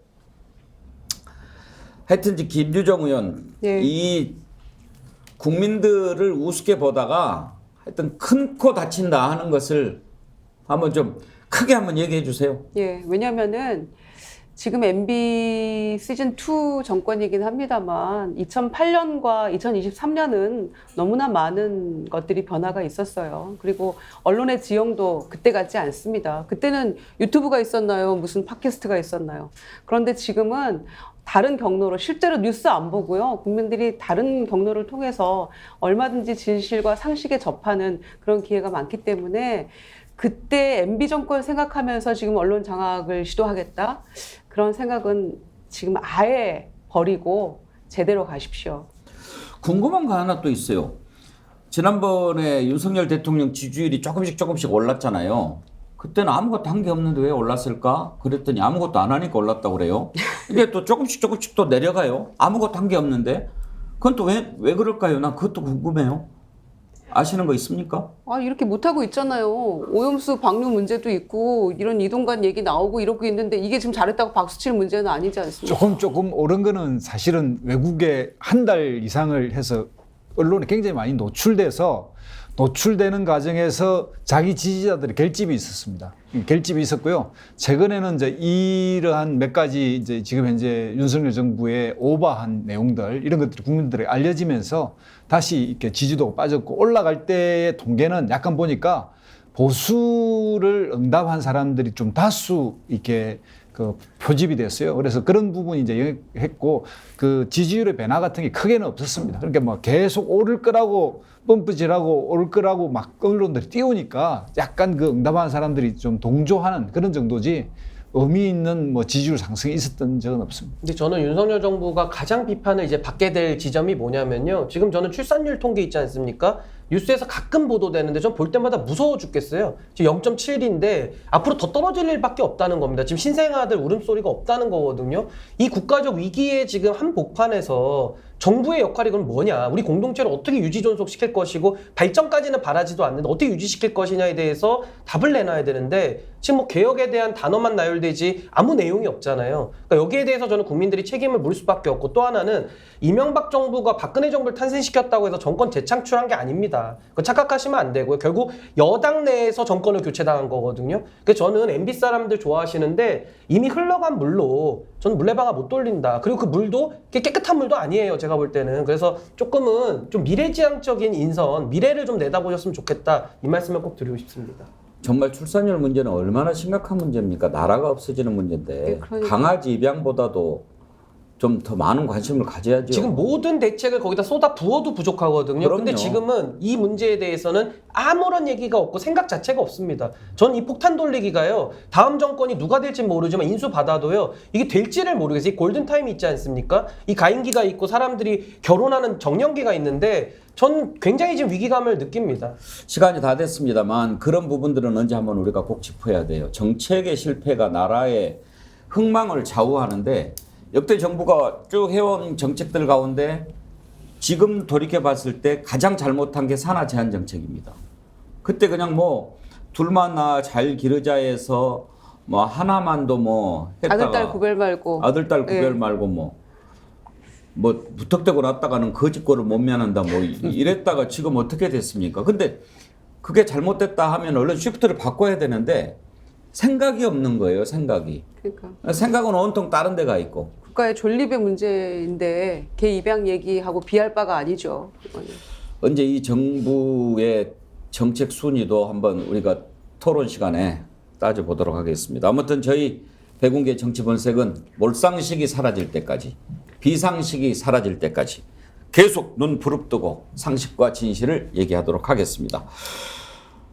오늘 댓글 보내주신 분 중에 오랜만에 임금님 기획 캔디님 선택적 수사, 선택적 소통, 선택적 기소, 선택적 비행기, 선택적 압수수색 이 정부는 초이스 정부네요. 지적해 주신 임금님 기획 캔디님께 드리도록 하겠습니다. 스픽스 글래머가 함께 드리는 선크림 아이크림 세트 보내드리도록 하겠습니다. 주소 남겨주십시오. 오늘 함께 해주신 네 분 패널 감사드립니다. 수고하셨습니다. 네, 감사합니다. 여러분 우리가 전하는 광고 있습니다. 보시고요. 여러분 기다리시는 오호라 경제 이어가겠습니다.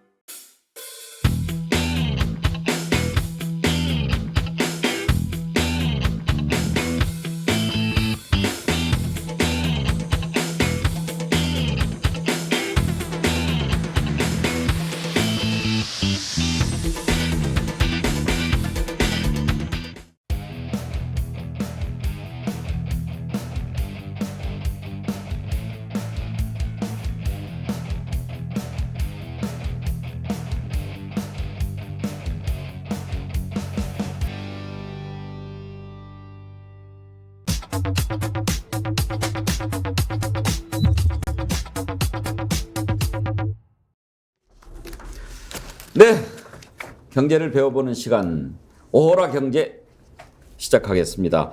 최양호 인포스탁데일리 기업정책연구원장, 김남성 ISO 기업정책연구원 부원장 함께합니다. 어서 오십시오. 네, 반갑습니다. 지난주에 최양호 원장 이제 일이 있으셔 못 나오셨고 네, 오늘은 죄송합니다. 또 우리 윤경호 의원이 또 일이 있으셨는데 우리 김남성 부원장님은 기자 출신이시라면서요? 네네. 예. 어디? 아니 모 매체에서 한 20년 가까이 일했고요. 예. 주로 이제 외교안보, 예. 정치 분야 했는데 제 주전공은 이제 북한 문제, 그러시군요. 그리고 중국 문제, 북중 관계가 제 이제 석사, 박사 논문 주제입니다. 그러면 김남성의 레이더를 한번 해야 되겠는데. 북한에서 중국에서 박사학위 막 그러신 분이 중국 어디요? 뭐 본인한테 뭐. 박사는 칭화대에서 석사를 했고요. 칭화대에서 예. 중국 최고의. 会学中国话很到嘛。 그러시구나. 아니 기자하시면서 언제 또 그렇게 공부를 열심히 하셨대요? 아니 뭐 어떻게 하다 보니까 기자는 반하고 또 공부도 반하고 해서 이것도 못하고 저것도 못하는 뭐 그런 상황이 됐습니다. 이분이요 탐사보도 팀장을 하셨어요. 그러시군요. 그래서 뭐 하나 주면은 예. 아우 그냥 뭐 진돗개가 저리 가라고. 만나뵈서 영광입니다. 예, 진돗개는 아니고 범띠입니다, 제가. 계잡는. ISO는 뭡니까? ISD입니다, ISD. ISD. 예, 예. 제가 잘못 읽었군요. 예, 예. ISO라고 적혀 있어가지고. ISD는 뭡니까? 예, 인포스탁 데일리 똑같습니다. 거기에 예. 오늘 아주 이렇게 또 나와주셔서 감사합니다. 오늘 초대해주셔서 북한 감사합니다. 경제 그러면 좀 우리가 알아볼 텐데 먼저 우리가 안보리 비상임이사국으로 선출이 됐지 않습니까? 네. 그 의미가 뭔지 좀 궁금해하는 분들이 많으신데 김남성 박사님께서 또 그쪽 전공을 하셨으니까 예, 예. 몇 가지 궁금한 게 있어요. 뭐 이번에 선출된 게 2년 임기라고 하는데 예. 이게 임기가 있는 모양이죠? 예, 임기가 있습니다. 그 상임이사국은 우리가 잘 알다시피 뭐그 미역 부중소 옛날에 우리 그렇게 배웠죠. 거기 이제 항구적이죠, 영구적이고. 예. 하지만 이제 이 5개국만 가지고 안보리를 할 수가 없으니 중간중간마다 이제 그 미국과 특히 중국, 러시아 이런 쪽에서 자기네들하고 좀 이제 친한 국가들을 통해서 그 여러 국가들을 옆에 두면서 여러 가지 이제 회의를 같이 하고 그리고 다양한 의견을 모아가지고 이제 안보리 의사결정을 하는데 사실은 뭐 잘 알다시피 안보리 5개 상임이사국을 제외하고는 그렇죠. 결정권은 없어요. 예. 없는데 이번에 의미는 뭐냐면은 그 기존에 이제 계속해서 우리가 못 들어가다가 그리고 이게 들어가려면 상당히 많은 역학관계가 이제 필요한데 그 중에서 뭐 또 정권이 몇 번 바뀌고 하면서 중간에 특히 지난 정권 때는 저희가 아무래도 미국하고 약간 각을 세웠지 않습니까? 친중이라고 얘기를 할 수 예. 없으나 그러면서 이제 미국과 이제 일본, 뭐 일본은 상임이사국은 아니지만 이제 미국과 일본을 중심으로 해서 우리나라를 좀 비상임이사국에 들어오게 하는 게 일정 부분 국가의 수준이 좀 높게 가는 거니까. 예. 왜냐하면 안보리 사실 유엔은 안보리가 결정을 하는 거 아닙니까? 예. 그렇기 때문에 비상임이사국에 들어가는 거에 대해서 조금 이제 꺼리끼 했는데 이번에 또 정권이 바뀌면서 아무래도 이제 윤석열 정권은 이제 뭐 미일과 이제 동맹 관계를 확대하는 의미이기 때문에 그런 측면에서 이제 미일 입장에서는 이제 우군을 확보했다. 뭐 이런 쪽으로 볼 수가 있겠죠.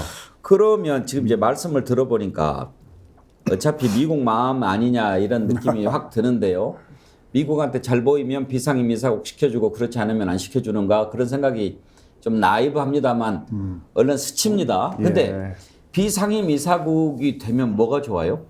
아니 뭐 방금 말씀드렸지만 특별히 뭐 유엔 내에서 예. 비상임이사국들이 갖고 있는 권한이라는 거는 뭐 크지는 않지만 어찌됐건 예를 들어 북핵 문제를 다뤘을 때 예. 우리가 당사자 아니겠습니까? 근데 상임이사국들 5개 국가들이 비상임이사국 나머지 한국이 없었을 때는 한국의 입장을 최대한 반영을 아무래도 덜 할 수밖에 없겠죠. 그런 그 점이 측면에서 우리 입장에서는 그 중요한 이제 북한 문제를 다룰 때 미국이든 어디든 간에 특히 우리하고는 좀 약간 반대쪽에 있는 러시아하고 중국 입장에도 우리가 더 적극적으로 우리 입장을 반영할 수 있고 의견 개진을 할 수가 있는 거죠. 비상임이사국은 몇 나라나 됩니까? 이게요. 이사회 전체가 15개고요. 예. 15개국이 되고 비상임이 10개입니다. 그래서 매년 반씩 교체를 해요. 그리고 회사를 보면 이렇게 보시면 돼요. 우리가 주주총회가 있는 거는 유엔 총회고 예. 이사회가 있잖아요. 그렇죠. 그 이사회가 안보리 이사회랑 똑같은 거예요. 그러니까 의제랑 이런 걸 다 정해서 가고 사실 우리나라가 이 유엔 분담률로 보면 세계 9위예요. 예. 들어갈 만해요. 그리고 이번에도 180개 중에 162개국이 찬성을 했기 때문에 굉장히 지지를 많이 받아갖고 물론 아시아 이제 대륙에서 하나씩 뽑습니다. 아시아 대표하는 나라는 우리나라뿐이었으니까 이제 들어간 상황이었습니다만 이번에는 이제 타이밍상으로는 북핵의 위험에 대해서 우리 목소리를 조금 더 낼 수 있는 그러니까 이사회 자리 하나 맡았으니까 이것이 거기서 의제가 나와서 총회로 넘어가서 이제 총회에서 되는 부분들이 뭐 일단은 조금 더 활발한 언론의 소통이 되고 있는 거 아니냐 이렇게 보고 있습니다. 예. 우리가 이제 세 번째예요. 그렇군요. 지금 96년, 97년, 그다음 2013년, 14년 이런 부분들이 우리가 세 번째 지금 가기 때문에 사실 또 반기문 총장이 잘 닦아놨죠 또. 그래서 등등의 여러 가지 지금 뭐 목소리를 좀 높일 수 있는 그런 계기가 되리라 봅니다.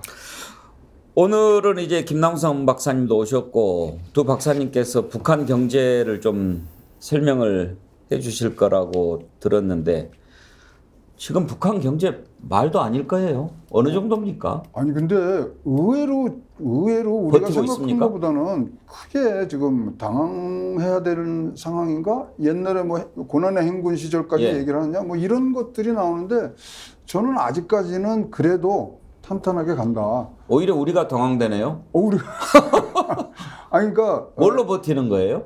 아니 일단은 농업 생산량이 굉장히 좋아졌어요. 지금 식량난이라 그러는데 예. 올해 지금 키로당 북한의 1kg당 지금 5,000원 받던 게 5,800원으로 들어갔는데요. 지금 전 세계에 물가 오른 거 보면 얼마 안 오른 거예요. 그다음에 1월부터 3월까지 중국에서 지금 나오는 이 곡물 수입량이 좀 늘은 부분들이 있습니다. 그러나 그것이 절대적으로 뭐 식량난까지 해서 좀 뭐 아사자가 나오는 부분들이냐 뭐 이런 부분들에 대해서는 조금 우리가 생각을 달려야 되고요. 많은 또 북한학자들이 얘기하는 게 1994년하고 2020년하고의 그 차이들을 얘기를 하세요. 1994년도에는 소련 체제가 무너지고 그다음에 중국이 굉장히 북한을 미워할 때거든요. 근데 지금은 상황이 비슷한 게 일단은 코로나로 인해서 지금 많은 대북 부분들에 있어서 침체가 되어 있는 부분들하고 그다음에 이제 잘 아시겠지만 지금 대북 제재가 간 상황이 똑같이 어떤 뭐 상황들로 해서 지금 1994년도, 1995년부터 고난의 행군이 있었죠. 그런 거에 여파가 있는 두 개의 유의성을 갖고서 조금 북한 경제에 대해서 예. 걱정을 하시는데 오늘 좀 뭐 차근차근 알아봐야 될 것 같습니다. 네, 제가 조금 설명 좀 해주시죠. 첨언을 하면요. 한국은행에서 이제 2021년에 이제 발표한 자료를 보면은 약간 타임 갭이 있는데, 그러니까 실질 GDP, 그리고 곡물 생산량, 그리고 이제 무역량, 그리고 발전량 이 네 가지를 한번 비교를 해봤어요. 고난의 행군 때가 보통 1994년부터 한 96년, 7년 이때까지인데. 그 당시를 비교를 해보니까 당일 곡물 생산량과 실질 GDP가 물론 감소는 했죠. 감소는 하고 있는데 90년대 고난의 행군 때 감소했던 것보다는 확실히 덜 감소하고 있는 거고요. 발전량도 지난 한 2017년부터 21년까지 서서히 감소는 하고 있지만 뭐 급격한 감소도 없고 그 고난의 행군 때 감소량부터 훨씬 적고요. 그러니까 뒤에 얘기하겠지만 북중제 무역량 때문에 실질 무역량이 굉장히 급감을 했어요. 그거를 제외하고는 고난의 행군 때보다는 못하지 않다. 고난의 행군 때가 가장 최악이었고 지금 방금 우리 최 박사님께서 말씀하신 것처럼 그 정도까지는 아닌데 안 좋기는 안 좋죠. 근데 이제 학자들이 이제 이걸 왜 그럼 이렇게 북한이 버티고 있느냐라는 걸 봤을 때 이제 94년, 96년 고난의 행군이 너무 어려웠던 거예요. 그러면서 이제 김정일 같은 경우에도 북한에서 시장 경제 체제를 일부 도입을 했어요. 그 가장 큰 게 시장이라는 존재를 굉장히 풀어준 겁니다. 그래서 우리가 뭐 돈주가 있고 시장, 장마당 이제 얘기가 나왔는데 그러면서 북한이 어떻게 됐냐면 전국에 한 1000여 개 가까운 시장이 생기면서 유통망이 이제 발전이 된 겁니다. 그러니까 예를 들어서 그 전에는 통행의 자유도 없고 시장이 없으니까 교류가 안 된 거예요. 그러니까 예를 들어 평양 근처에서는 곡물이 넘쳐나는 건 뭐 많은데 예. 저기 양강도 해산 가면 없어 굶어 죽는데 지금은 시장이 있기 때문에 유통이 돼요.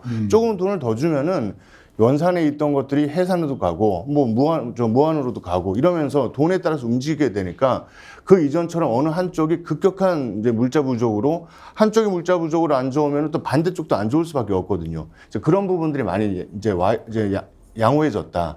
그런 측면에서 뭐 고난의 행군 때 같은 급격한 물자 부족으로 인해서 대량 아사자가 나온다거나 이런 부분들은 아마 없지 않을까, 아마 드물지 않을까 이렇게 보고 있습니다. 우리가 이제 북한 경제에 관심을 갖는 가장 큰 이유는 이것 아니겠습니까? 북한에 대해서 우리가 오늘 공부를 많이 할 수 있는 시간은 부족하고 다만 지금까지 우리가 북한 경제에 관심을 갖는 것은 북한이 핵 개발이라든지 무기 개발 쪽에 아무래도 국가 자원을 더 투입을 하면서 경제가 어려워진 측면이 있었고 그동안의 대체로 북한이 버텨왔던 방식이 핵이나 무기 개발을 좀 줄이는 방식으로 해서 서방이나 우리 쪽의 원조를 좀 받아왔고, 그리고 또 그걸 무기로 오히려 이용을 하면서 좀 뜯어낸 그런 측면이 있지 않았습니까? 그렇죠. 그래 하지 마 하고 달래면서. 근데 이제 지금은 그 전 정부하고 달리 하려면 해. 우리도 세게 부딪힐 거야. 그 대신 뭐 일절 없어, 얄짤 없어. 이제 이렇게 가는 상황 아닙니까? 그렇게 되면은 훨씬 더 옛날보다 경제가 어려워지고 그럴 텐데, 이제 궁금한 부분이 그렇게 되면 과연 얘들이 어디로 튈 거냐. 그렇죠. 그게 이제 가장 궁금하고 좀 걱정되는 부분이고, 아까 이제 도입 부분에서 이렇게까지 압박을 하고 지원도 안 가고 뒷돈도 안 주는데 왜 경제는 버티는가, 이게 이제 궁금한 건데 오늘 그 두 개를 좀 나눠서 한번 살펴보기로 하죠. 일단 크게 고난의 행군 때 학습 효과가 굉장히 컸고요. 그다음에 이제 김정은 체제로 넘어오면서 조금 더 자본주의식 유통망이 이제 깔리면서 사실 이 정도면은 뭐 옛날에 북한 사정으로 보면 곡물가가 지금 30-40% 뛰어야 되거든요. 근데 지금 뭐 한 8% 정도 지금 안정적으로 가고 있는 부분. 그래서 이거를 연결시키면 안 되겠다. 그리고 사실 북한이 경제로 고난받는 거는 우리 같은 한반도에 사는 사람들로서 이거는 도와줄 때 도와줘야 돼요. 사실 이제 우리가 1994년도 고난의 행군 뭐 시작될 때 그 시작은 어디냐면 1995년도에 북한이 최초로 서방 세계에 곡물을 좀 달라고 지원 요청을 하면서 시작됐거든요. 그런 부분들까지 다 봤을 때는 사실 도와줄 수 있는 건 우리가 도와주고, 그 대신에 그런 여유 자금들이 한반도의 비핵화에 반대로 가는 부분들에 있어서는 우리가 막아야 되는 부분들이, 그것이 사실 우리의 뭐 소원이 진짜 통일이라면 잘 나갈 수 있는 방법이지 꽉 쬐는다고 되는 건 아닙니다. 윤석열 정부 들어와서 지금 7번째 한국 단독 제재를 했어요. 전 정부 다 합하면 5번밖에 안 됩니다만은, 그러니까 이거를 제재를 해서 진짜 터뜨릴 것이냐, 아니면은 진짜 달래서 갈 것인가, 예. 양원 작전을 벌여야 되고요. 쉽게 말씀드리면 북한의 경제가 어느 수준이냐면 전체 북한 GNP를 다 합하잖아요.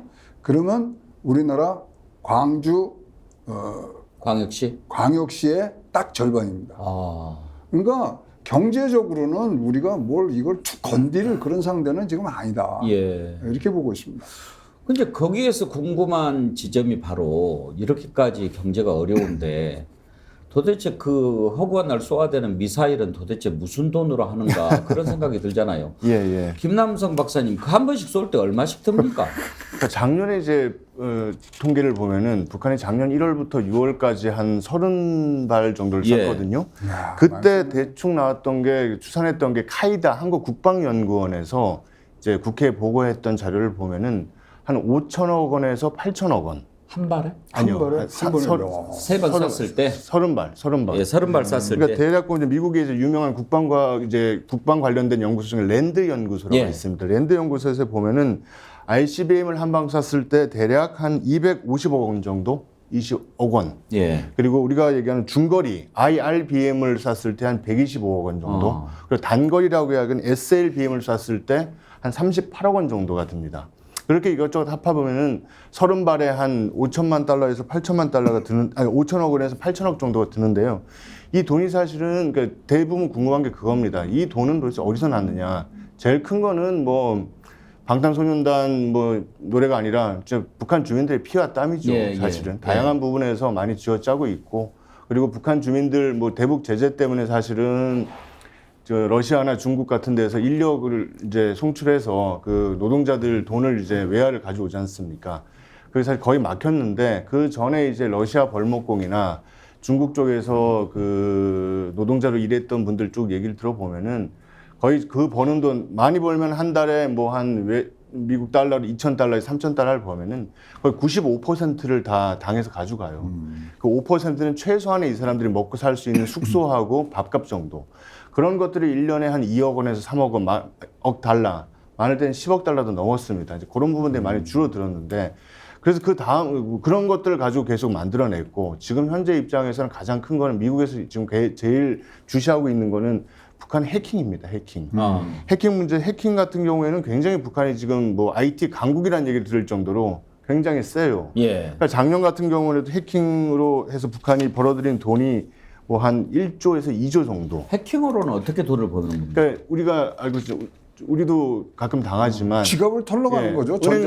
은행들 들어가고 은행들 뺀다든지 바로 그 현찰을 빼는 예, 빼는 뺄 겁니까? 수도 있고 그리고 우리 지금 뭐 가끔 얘기 나오는 뭐 그런 전화로 얘기하는 사기처럼 그렇게 보이스피싱 같이. 그런 것처럼 안에서 할 수도 있는 거고 그리고 중요한 건 요새는 코인 예. 이 체인 이제 체인이 만들어지면서 코인 쪽의 거래를 또 들어가서 빼고 코인 쪽으로 들어가가지고 많은 해킹을 해서 그쪽에 거래 있는 것들 많이 뺍니다. 아마 저는 해킹에서 단순히 뭐 이렇게 교란하고 예. 뭐 마비시키고 이런 것만 하는 줄 알았더니 직접 예. 현찰을 수금까지 한다 이 말씀이에요? 그렇죠. 거의 뭐 암호화폐가 작년 같은 경우에도 거의 탈취한 암호화폐가 대략 한 5천억 원 정도. 우리가 알고 있는 라자루스 그룹이라고 하는 해킹, 북한 해킹의 가장 유명한 이제 그런 단체들은 약 한 10억 달러에서 10한 2, 3억 달러, 한 1조 2천억에서 3천억, 뭐 그런 게 하나 있고요. 그러면 그런 걸 만약에 뜯겼을 때 예. 뭐 어디 방법이 있습니까? 방법이 없는 거죠. 그러니까 미국 이제 FBI나 이제 유엔에서도 계속해서 서칭을 하면서 경고를 하고 있는 거고. 그 국제사법재판소 이런 데도 손길이 안 미칩니까? 지금 요새는 MMSOU라고 그래서 이제 서로 영장 없이 가서 바로 할 수 있게 서로들 거기에 가입을 합니다. 그래서 뭐 북한은 누가 들어가? 아니 그러니까 지금 다 나와 있는 친구들이거든요. 예. 그러니까 우리 말하는 김숙희 뭐라든가 등등이 라자루스, 많이 좀 하고 있고 지금 뭐 오늘 아침 뭐 뉴스로 보면은 지금 뭐 에스토니아에 있는 아토믹 월렛에서 또 지금 뭐 거의 1억 달러 이상을 지금 뺏겼대요? 예, 뜯겼어요? 이건 계좌 이체만 하면 되거든요. 근데 이제 이 부분이 사실 미국에서 처음으로 뭐 꼬랑지를 잡았던 게 뭐냐면 캘리포니아에 하모니 펀드라고 있었거든요. 예. 거기서 1억 달러 해킹이 딱 되는데 그게 북한으로 들어간 정황을 잡아요. 근데 요번도 역추적을 해보니까 같은 계좌에서 지금 움직인 부분들이 있기 때문에 이거는 해커들의 지금 사항이라고 보고요. 2022년까지 지금 뭐 6억에서 10억 달러 정도니까. 그러면은 뭐 지금 이게 뭐 딱 구체적으로 북한의 범행이다 이렇게 드러난 게 없기 때문에 정확히 추산하기는 힘들겠습니다만 대충 짚어봤을 때 이런 식으로 뜯어간 그 자금이 북한 경제에 차지하는 포션 그 비율은 어느 정도나 된다고 볼 수 있을까요? 그러니까 북중 무역이 2016년에 보통 북한과 중국의 수출과 수입이 한 5억 달러 정도 되는 거예요. 근데 이게 이제 2017년, 18년에 이제 유엔의 대북 제재 그러고 나서 2021년에 코로나 이제 봉쇄 때문에 이게 7억 1천만 달러로 줄었습니다. 그러니까 근데 북중 무역이 북한의 전체 무역에서 차지하는 비중이 93%예요. 근데 그게 7억 대략 한 7억 달러인데 7억 달러. 지금 방금 말씀하신 것처럼 한 10억 달러 정도의 해킹 금액이 나오면은 자기 대외 무역의 93%를 차지하는 중국의 전체 무역액보다 더 많은 액인 거죠. 거기에 몰빵할 만하네요. 할만하죠. 그래서 저도 이제 취재할 때 사실 2017년, 16년에 북한에서 무슨 일이 있었냐면은 그때 이제 그 박근혜 정부 때 그 당시 이제 국정원장하고 국방부 장관 이제 뭐 이렇게 나중에 다 인터뷰해서 이제 얘기를 한 건데 김정은 암살 작전을 실제 우리가 같이 펼친 적이 있어요. 드러났습니다. 북한이 그거를 발견을 해가지고 역으로 우리 국정원 요원들을 단둥해서 역추적을 해가지고 카메라까지 다 찍어서 그걸 다 송출을 했어요. 우리 민족끼리라는 우민끼라고 하는 그 TV에다가. 그때 이제 얘기를 들어보면은 그 당시에 북한 내부에 있는 혁명 조직이라고 얘기하는 그 조직원의 그 중간 정도 간부가 자기 아들이 북한에서 가장 뛰어난 그 해킹 조직의 학교에 있다고 말할 정도로 걔네들을 가장 수학과 과학 잘하는 애들 뽑아서 북한에 보면 이제 금성중학교라고 있습니다. 금성학원. 금성 이솔주 나온 학교. 근데 과거 이솔주가 나올 때는 이쪽이 아니었는데 지금은 본격적으로 3년, 6년 중고등학교 과정 6년을 해가지고 가장 좋은 애들을 금성중학교에 보내서 철저히 훈련시킨 다음에 우리가 알고 있는 김일성 종합대학교, 김책공대 아니면 뭐 총참모부 소속의 그 김일성 그 군사대학교 이런 쪽으로 보내가지고 해킹 전사를 만들어서 단둥부터 해서 전 세계를 내보내요. 이제 그 정도로 해서 그 당시에 이제 돌아가면은 김정은 암살 작전을 이제 했던 그 북한 내부에 있는 그 중간 간부가 북한 내부에서 머리 좋은 애들은 이 해킹 학원에 들어가기 위해서, 왜냐하면 돈과 명예가 보장이 되니까 그 정도로 굉장히 치열하다 이렇게 얘기가 나오고요. 예. 예. 개인 이름도 나왔어요. 심현섭, 김상만. 지금 그러니까 여기서 어떻게 보면 위장으로 해외 IT 회사에 네. 취업을 합니다. 취업을 해서 거기서 사실 모든 것들 하고, 최근에 이제 뭐 나온 얘기들은 이렇게 해킹을 하다 보니까 뭐 암호화폐만 하겠어요? 개발하는 그런 자료라든가 이런 것들도 그렇죠. 굉장히 지금 많이 가고 있고, 실력이 좋다 보니까 사실 조금 뭐 저개발 국가에서는 굉장히 갖다 쓴답니다. 예. 그러니까 거기는 진짜 병 주고 약 주고 다 해요. 자기네들이 해킹하고 고쳐주고 등등. 그래서 말씀드린 대로 90% 이상 지금 송금을 하는데, 작년에 보니까 일본에서 가상화폐 7억 달러 이러면은 9천억이에요. 그다음에 베트남에서 5억 달러, 미국에서 5억 달러, 홍콩에서 2억 8천만 달러, 한국에서 1억 5천만 달러, 이렇게 뭐 지금 들고 나가는 것들이 핵무기 개발뿐만 아니라 또 이제 김정은의 어떤 사적인 용도로 쓰이는 부분들에 좀 많은 재원을 마련하고 있다고 보여집니다. 해킹으로 벌어들이는 수입이 그 무역을 통해서 벌어들이는 것보다 더 많다니 참 기가 막힙니다. 그리고 간단히 말씀드리면 액수는 뭐 측정할 수는 없으나, 저도 이제 그 기자할 때 그 압록강 도만강 쪽에 예. 탈북자들 만나러 많이 다녔어요. 그때 양강도 해산에서 넘어온 이제 그 젊은 애 엄마를 한번 만난 적이 있는데, 그때 뭐라고 얘기하냐면은, 아무튼 그 핑두라고 그러는데, 핑두 중국말로 핑두인데 그 북한에서 그걸 마약이라고 써요. 중국도 핑두가 독약 마약입니다.